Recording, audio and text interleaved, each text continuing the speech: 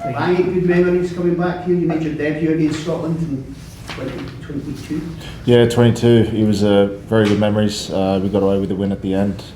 It's always a good experience playing in Murrayfield. The crowd's unreal, and hopefully this week again it should be good. What do you expect from Scotland this time round? Oh, they've always been a tough outfit physically. Their forward pack is really good. We just got to match that and go even further. A few things have changed, obviously, in the squad since 2022. Quite a lot of things, actually. If for outsiders who maybe not followed the Wallabies over the past couple of years, what are the most important 2 or 3 changes that there have been? I think just gelling as a team. I felt like this season at the start we're slowly building into the team we want to be, and I think even the next few games will show that. We just got to focus on ourselves and just tidy up some areas. You've been producing some pretty good rugby the last couple of weeks. Should we expect to see the same style, the same panache at the weekend? Yeah, we just got to keep doing the things that we've been doing well and fix those areas that we've been poor at, and just keep the consistency going. What about you? I'm sure you've played here a few times, or correct me if you haven't, but what are the keys to winning against the Scotland team? It's always been pretty competitive between the two nations, hasn't it? It has, yeah. Played her a couple of times, and like Langi said, they'll be strong up front, good forward pack. They've got an absolute maverick of a 10 that can throw the ball, whether it's Finn Russell or Hastings. But if it's Finn Russell, he's pretty special. Everyone in World Rugby knows that. We've got a back line with many threats, so it'll be an exciting game, and we can just got to continue to focus on ourselves. They'll have seen the way we've played the last couple of weeks, and no doubt I want to slow the ball down and make the ruck pretty messy, and they've got some guys that can do that within the forwards and the backs. With that in mind, we continue to work hard throughout the week. So it kind of starts today, and idea those areas physically didn't rip into it today, but tomorrow, we've got an unbelievable squad and a number of guys that are really selfless and preparing the side really well, and done that last couple of weeks, and gonna have to do it again this week. Gonna have to have some boys put their heads over some breakdowns for us and throughout the week and prep well. You mentioned Finn Russell there. I mean, we'll find out the team eventually, but how do you stop a guy like that has an instinctive nature? You don't.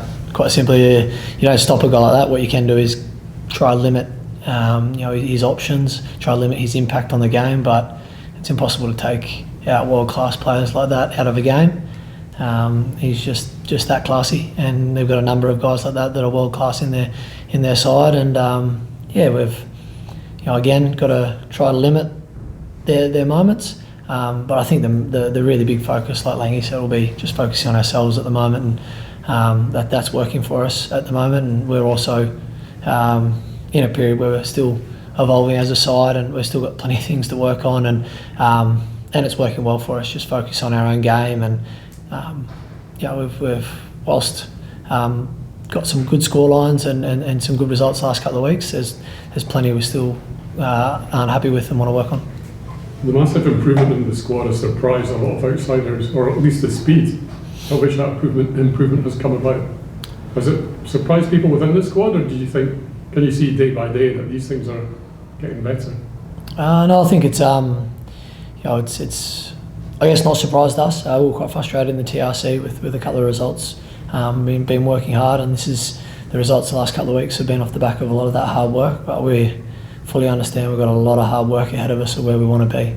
So, we're a bees away from being on the wrong side of that result in England. Like Langi said, we did some good things in the game on the weekend, but there's plenty we need to work on, and we've been working at that, and it's good to see parts of our game starting to come together.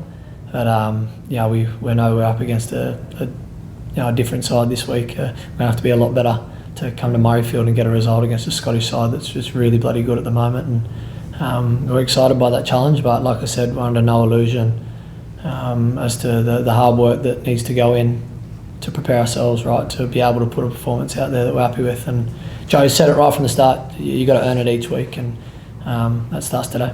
We aren't giving away too many trade secrets. What areas in particular do you have to improve on? Exactly that, mate. We won't give away too many trade secrets there. Like you've talked about Finn, but did you encounter Sealy during his time in Australia? I didn't know. I think I was probably playing over here. No. So, yep. He's obviously become an integral part of the team. How do you go about, he's kind of triple threat, isn't he? How do you go about stopping him as well?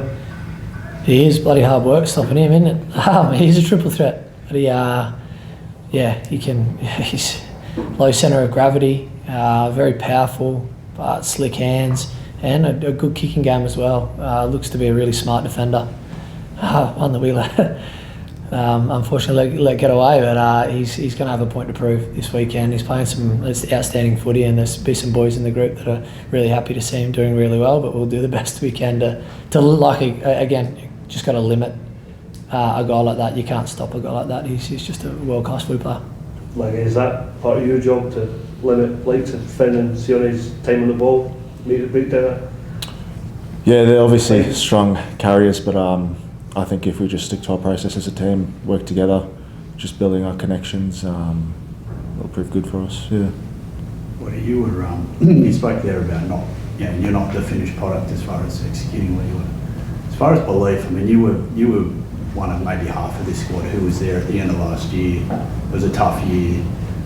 Can you talk a little bit about how far the team has come as far as belief from that point, where it was looking pretty grim for Aussie rugby at that point, and now we're a year on and it's a vastly different place.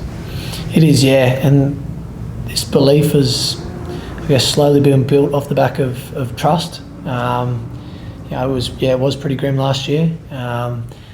We've been slowly building away at a game plan that Joe wants to play, and with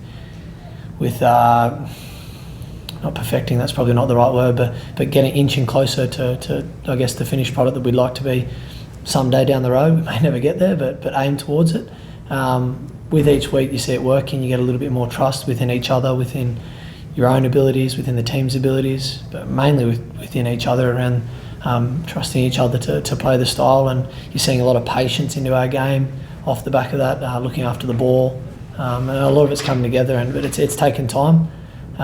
Certainly weren't there through the TRC, and we're not there yet, but we're steps closer. But Joe's very good at reminding us we've still got a long way to go, and will remind us again today in review.